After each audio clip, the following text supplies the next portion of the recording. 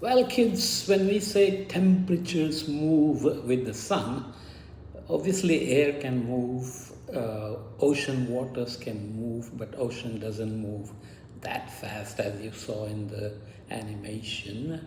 But obviously, in an image, as temperatures change at each latitude, it feels like, entire temperature structure is moving back and forth with the sun. Nonetheless, you can look at this similar animation of the vegetation or the biosphere on land and in the ocean, and you will see similar behavior but a little bit different because blooms happen locally as the sun moves north across the equator. The northern hemisphere begins to respond with spring blooms, even in the ocean. And this is beautiful to look at, but you should notice something. On the equator, in the Pacific, for example, the ocean bloom doesn't move, it just pumps up and down. So it gets stronger during summer months and weaker during the other seasons of the year.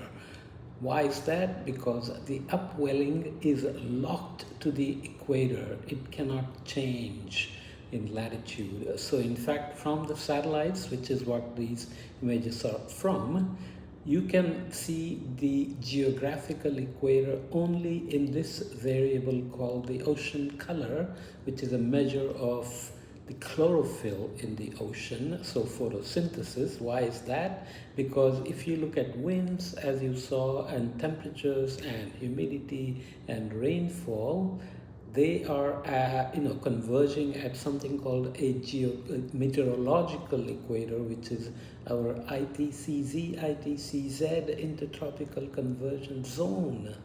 So it's kind of a cute fact that the geographical equator is only seen in the ocean color because of the upwelling that is locked to the equator, because that's where the ocean waters diverge and cold waters come up. Okay, the rest of it is all fun. You again notice that there is a desert on the ocean. There are deserts in the ocean where water is converging and going down, so nutrients are not coming up. So you see clear blue waters, which means very little photosynthesis or chlorophyll.